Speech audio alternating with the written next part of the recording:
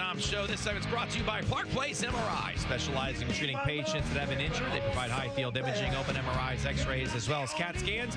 Don't forget the ultrasound. They're also located in the Bay Area to serve you, quite centrally located. You can reach them at 813-886-9999. Of course, my good buddy John Stevens, he's got the band Bloody Daggers. Every year, I always tell him to come in and play and jam out in studio. And another year has gone by, and I haven't seen him yet. John, 2020, we got to do it, man. This is ridiculous. I love you. Thank you for being an awesome sponsor. Go to parkplacemri.com. All right, we're back. It's the Ask the Dom Show. We have a state of Florida representative, JAQUILINE Toledo, with District 60. And I've missed you. It's great to see you. How have you been? I'm great. Thank you. And you got my title right this time. Last time you called me like president or something. No. When you were running for office, I promoted you that you were running for Senate. And then I said in the next break you're running for governor, and then each time we came back with you, I just I moved you all the way up, and then at some point you were running for president. Right. Yeah. So that was, and of course return guest to the show. We so appreciate you coming in. How cool are you as a guest? And I'll tell you this: I don't know, Bill, if you were in studio for this, but you called from Tallahassee. You left the floor. Yes. I think it was during the texting bill. Yes. You left the floor. You called the show from the hallway of the Capitol building, did a segment, then went back in to make sure we got all the votes and everything out. That was an awesome experience. Obviously, that bill passed. Yes. And you're here now to talk about a couple other bills and some things that's important, obviously, for your constituents in our area. What's going on? How are we looking? We're looking good. We always have a lot of things going on in the House, but this year vaping is a big issue, as you probably have heard. Your kids are younger, so you haven't had that impact yet. Not yet, but God forbid if they get older with that, sure. I know, and it's happening at a younger age every year. And last year I filed a bill to increase the age of smoking and vaping from 18 to 21. And actually it passed in the House. And it passed in the Senate, and it got stuck in the House, in the last committee in the House. So this year, after people started dying, I filed it again because I feel like we have to do something. The problem is we don't know what's in the vapes. It's unregulated, and it's new, and just like cigarettes were, then we started regulating them. So I think we have to regulate them like cigarettes do, and then increase the age to 21, which is when your brain is more fully developed. And this bill is about access. So there's about 160,000 18-year-olds in our high schools.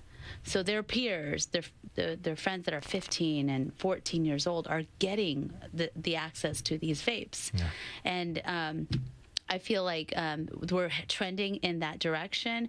3 years ago, the first state increased it from 18 to 21, and now 18 states have done it, including Texas in September. So hopefully we can move the needle there. But my bill this year has the ban on the flavored vapes. Again, I want to have these discussions to see what's in these vapes that are making them so dangerous and making people die very quickly. It's not like cigarette smoking where, you smoke for 20 years and then you develop cancer and then you die. People are dying after 2 years and developing these lung illnesses really quickly. So that's one of the bills that I'm filing in the House or have filed in the House, and hopefully we'll get that heard this year. And that's the upcoming legislation for the 2020 session, and that starts in January, goes about 60 days until March. And so this is a bill that says, okay, you got to be 21, not 18. So it's an access is what you said, so an additional 3 years. And I think in that time period, you can learn a lot more, research, discovery.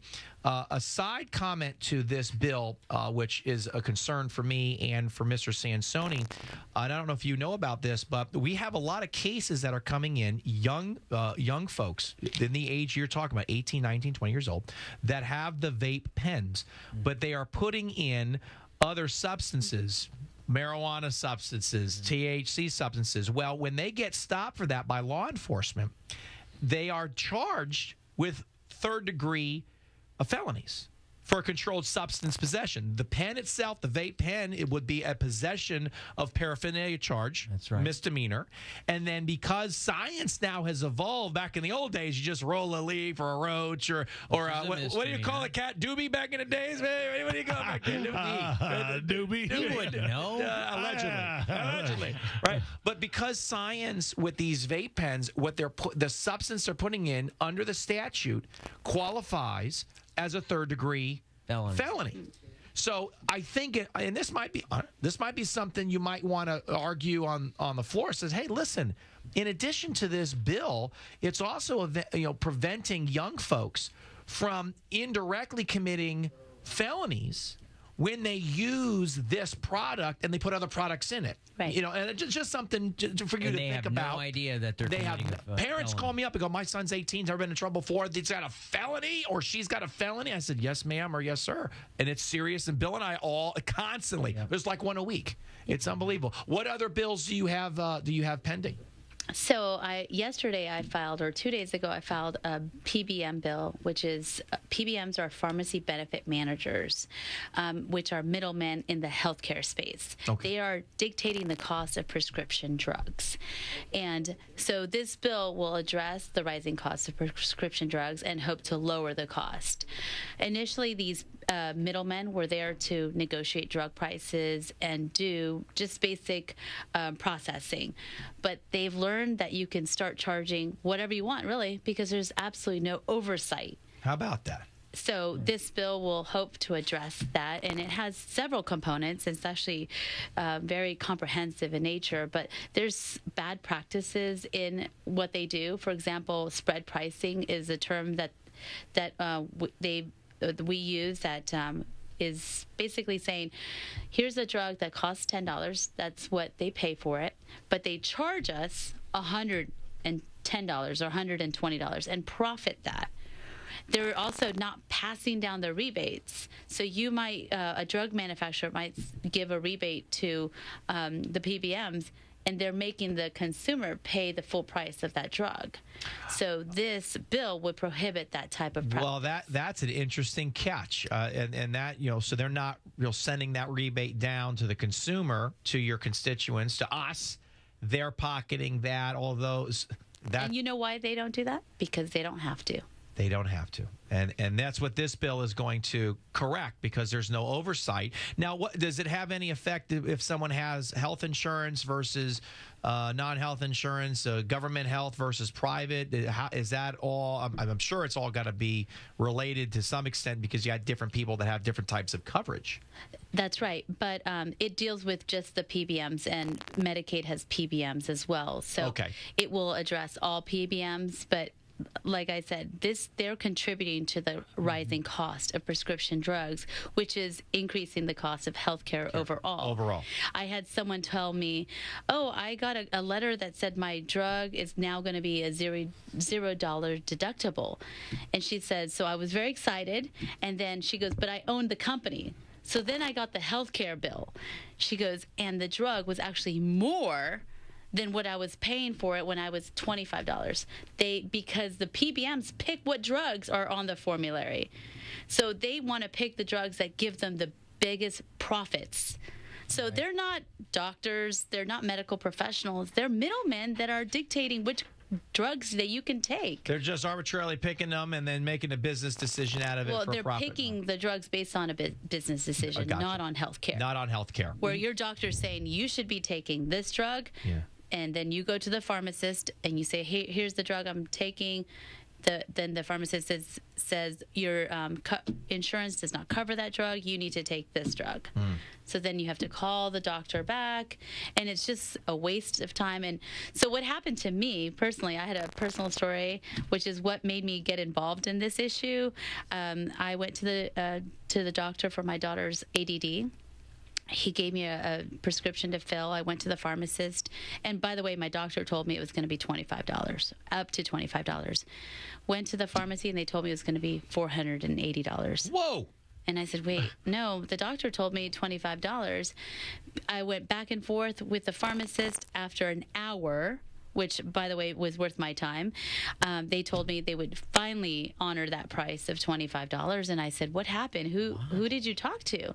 And they said, we had to talk to our PBM to basically get approval. And I said, what is a PBM? So this is not a common term that most people know. They know their doctor, they know their pharmacist. And PBM again for folks listening? Pharmacy benefit manager. They're the middleman. The middleman. I call them the pharmacy benefit middleman. But they are making so much. They're like in the top 500, Fortune 500. They're in the top 10. 3 of their companies are in the top 10. Well, you know, do we have time for these callers, Kat? I know we're running a little late here. There's, let me see. There is a Andrew had a question about the vaping. Oh, real quick, because we kind of moved past that to the PBMs. Andrew, real quick, what's your question or issue about vaping? Go ahead, real quick, sir. Hey, Dom, I just wanted to talk to the lady about a few points she made. That'll be our representative, JAQULINE Toledo, instead of the lady. So sorry, I caught it at the last end, and I haven't heard her name since. Okay, so what's your question? We really should take this call after the break. Let's go to break real quick. All right, well, listen, Let him put it back on Andrew, hold. don't go anywhere. Stay on hold. Kat's giving me ugly faces here because we're going to run into Johnny B's show. We got to text Johnny on this. We had to go along. All right, this segment was brought to you by the A-Team, the Singa Law Group, representing clients in the area of bankruptcy, medical malpractice, nursing home abuse, products liability, as well as hurricane insurance claims. They make house calls and free consultations. Contact Attorney David and Shafia Singa, 727-327-3219 or 813, check that, 727-327-3219, or you can email them at singalaw.com. It's the Ask the Dom Show. We'll be right back. You're listening to the Ask the Dom Show on 102.5 The Bone.